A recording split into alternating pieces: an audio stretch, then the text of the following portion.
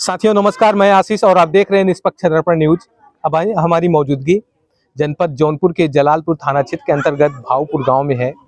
यहां बीते एक हफ्ते 10 दिन के अंदर दो चोरियां होती हैं, वो भी काफ़ी लंबी चोरियां होती हैं, लंबी रकम के साथ होती हैं, रुपए जेवर के साथ साथ होती हैं।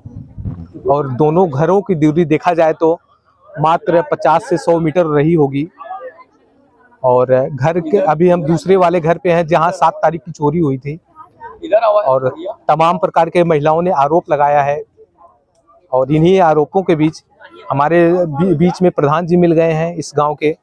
हम प्रधान जी से भी बातचीत करते हैं और कुछ गांव के बारे में जानकारी लेते हैं और आपके साथ साझा करते हैं। प्रधान जी, क्या नाम है आपका? राजकुमार सरोज हमारा नाम है। प्रधान जी, देखा जाए तो आपके गांव में लगभग एक हफ्ते से 10 दिन के अंतर्गत दो चोरियां हो जा रही हैं और काफ़ी लंबी चोरियां हुई। क्या आपकी सूचना इसके पास है? जी, चोरियां तो हो रही हैं। पहली बार ऐसा हो रहा है। नहीं, आए दिन लोग दहशत में हैं।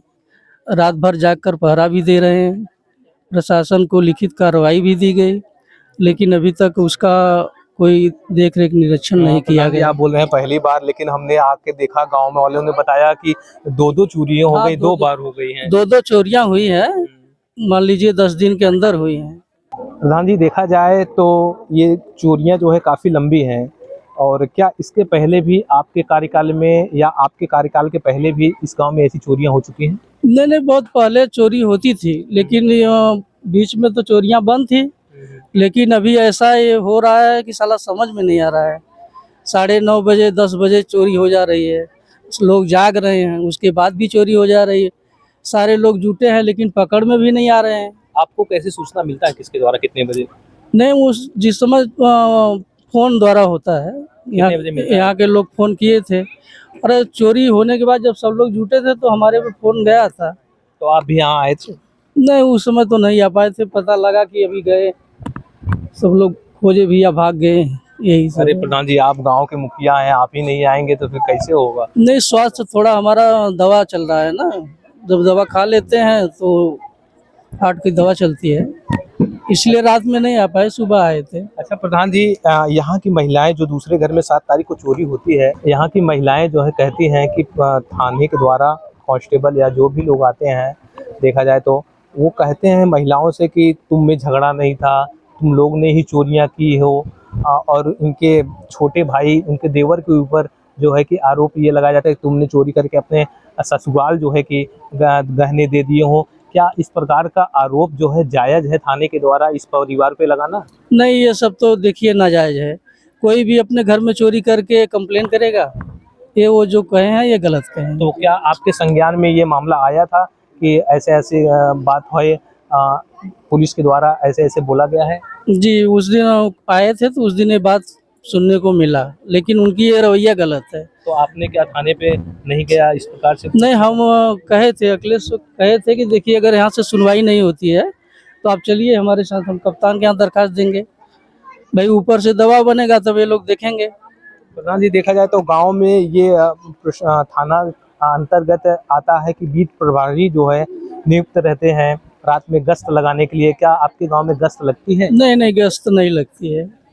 गश्त वाले यहाँ आते नहीं है, वही रायगंज से, उधर से गोड़िया से, नहर से अपना आके चले जाते हैं। तो क्या आपको लग रहा है कि अगर शायद प्रशासन के द्वारा ये गश्त का जो है लापरवाही न की गई होती तो इतनी बड़ी घटना न घटती? जी, ये घटना जब पहले हुई, प्रशासन के संज्ञान में बात डाली गई।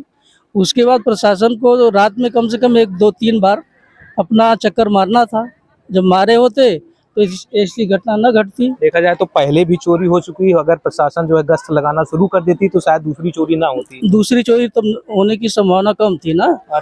दूसरी चोरी होने के बाद क्या अभी भी गश्त लग रहा है या नहीं लग रहा है? नहीं, अभी तक तो नहीं लग रहा है। जी, देखा जाए तो आजकल ड्रोन देखा जाए तो गांव में बहुत तेज उड़ रहे हैं। क्या आपके भी गांव में ड्रोन उड़े थे इसके पहले?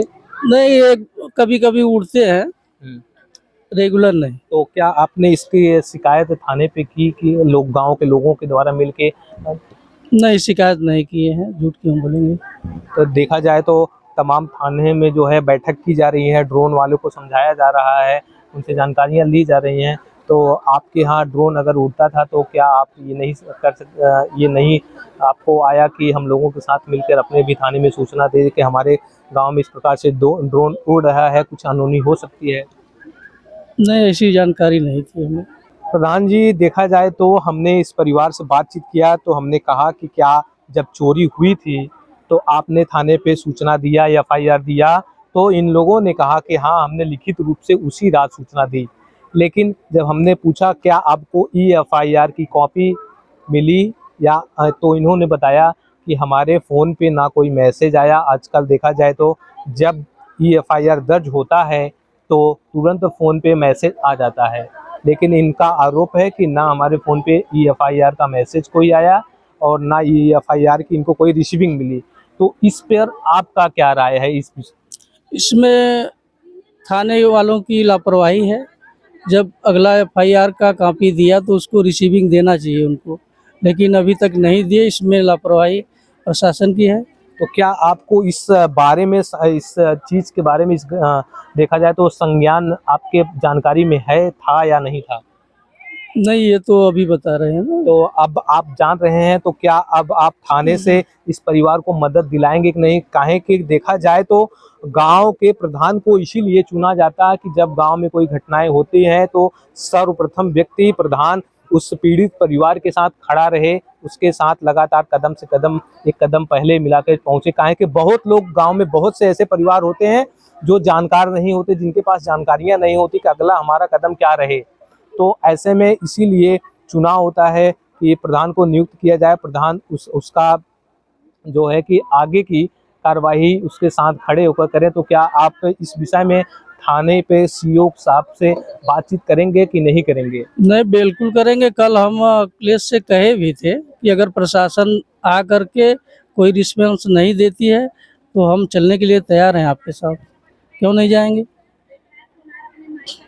तो बहुत अच्छी बात है। हम आपसे अनुरोध एक बार करते हैं अपनी तरफ से कि इस पीड़ित परिवार के साथ आप थाने के थानाध्यक्ष से और सीओ से बात करें एक बार। इसके बाद एसपी कार्यालय पे जाएं। जब तक यहाँ कुछ नहीं होता तब आपको लगे कि यहाँ कुछ नहीं हो पाएगा तब आप एसपी कार्यालय जाएं। इसके पहले हम आपसे अनुरोध करते हैं कि पहले थानाध्यक्ष महोदय और सीओ महोदय से आप बात करें, इस घटना की विस्तृत जानकारी और एफआईआर के बारे में सभी जानकारियाँ उनको आप प्रदान करें। इसके बाद अगर जब कार्रवाई नहीं होती है, कोई आश्वासन संतोषजनक आपको नहीं मिलता, तब आप एसपी महोदय के पास जाएंगे। जी, इससे सहमत हैं इससे सहमत हैं सर। आप? इस परिवार का सहयोग करेंगे? बिल्कुल करेंगे सर। साथियों, ये भाऊपुर के ग्राम प्रधान जी थे जिनसे हमने बातचीत किया। आप इस बातचीत पे आपकी क्या राय है? अपनी राय कमेंट बॉक्स में ज़रूर दीजिएगा। मिलते हैं फिर किसी अन्य खबरों के साथ। तब तक के लिए जय हिंद, जय भारत।